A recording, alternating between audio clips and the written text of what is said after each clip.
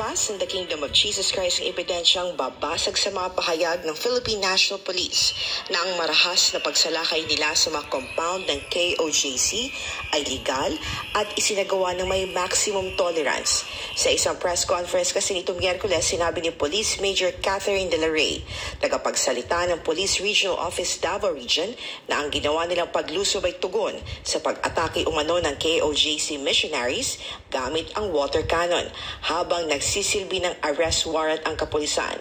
Ngunit sa CCTV footage na ito, hindi nakalusot ang PNP. Makikita sa footage, gamit ng ladder, hagdanan.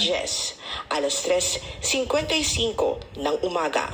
Naghahanda ng sumalakay ang PNP Special Action Force sa Central Headquarters Compound ng KOJC sa Davao City. Kapansin-pansin ang porma ng mga ito na animoy susugod sa gyera, suot ang kanilang full battle gear. Humiling muna ng search warrant ang mga security guard ng KOJC mula sa PNP. Nang hindi makapagpakita ng search warrant ang mga opisyal, sinabi ng mga gwardya na hintayin ng mga abogado ng Kingdom. Ngunit ilang sandali lang ay makikita ng mayroong gitgitang nangyayari sa gate. Hindi pinansin ng PNP ang kahilingan ng mga gwardya ng KOJC at nagsimulang magtayo ng hagdanan upang pumasok sa compound. Nasa siyam na staff agad ang umakyat sa hagdanan para makapasok sa compound. Pero agad silang hinarap ng mga misyonaryo ng KOJC na nagmamadali mula sa kanilang morning prayers. Habang patuloy na pumapasok ang mas maraming sundalo, bumuo ng human barricade ang mga misyonaryo upang pigilan ang iligal na pagpasok. Pilit na itinutulak ang gate, ngunit hindi nagpapapigil ang mga ito.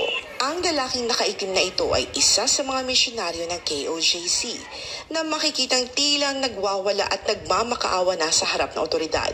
Maya-maya pa ay nagsimula na siyang palibutan ng otoridad hanggang mapilitang umalis. Nagpatuloy ang tensyon habang mas maraming staff ang pumasok na nagresulta ng pagkakasugat ng ibang misyonaryo, kabilang ang mga kababaihan. Ayon kay Attorney Kay Laurente, abogado ng KOJC, dahil sa agresibong pag-atake gumamit ng water cannon ang mga misyonaryo ng KOJC upang ipagtanggol ang kanilang sarili. Kayo. Hindi rin anya totoo na ginamit ng otoridad ang maximum tolerance dahil maraming misyonaryo ang nasugatan. Sinungaling talaga itong mga crooked na mga pulis. Sa mukha ng isang military boot at 2 lalaking misyonaryo ang nasaktan din. Hinamon din ni Attorney Laurente ang pahayag ni Major De La Rey na ang PNP ay walang nagawa kundi wasakin ang gate sa Glory Mountain property ng KOJC sa Tamayong Mount Apo dahil hindi pinapasok ng mga misyonaryo ang mga sundalo. Ayon kay Laurente, walang search warrant ang mga pulis at sinabihan silang papayagang makapasok kapag mayroon na. Ngunit tumanggi ang mga sundalo at marahas na winasak ang gate. Habang pumapasok ang elite force ng PNP, pinwersa nilang umalis ang grupo ng mga misyonaryong katutubo at magsasaka na nagtipon sa gate na nagresulta sa pagkakasugat ng ilan.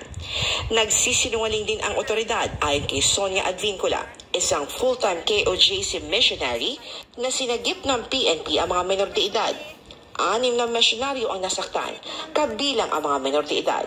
Nakasama ang kanilang mga magulang. Inanunsyo ng PNP na naghahanda silang sampahan ng kaso ang 6 na misyonaryo dahil umano sa obstruction of justice o paghadlang sa hustisya. Ngunit ayon kay Attorney Laurente, pinosasa ng PNP ang mga misyonaryong katutubo na nagpoprotekta lamang sa kanilang tahanan at simbahan. Kabilang sa mga pinosasan ang mga menor de edad. Nilinaw ni Attorney Laurente nang dumating ang mga abogado ng KOJC sa compound sa Davao City, kanila agad na inasikaso ang arrest warrant at sinamahan ang pagpasok ng mga opisyal na nagpapakita na walang intensyon na hadlangan ang hustisya. Para sa Diyos at Pilipinas,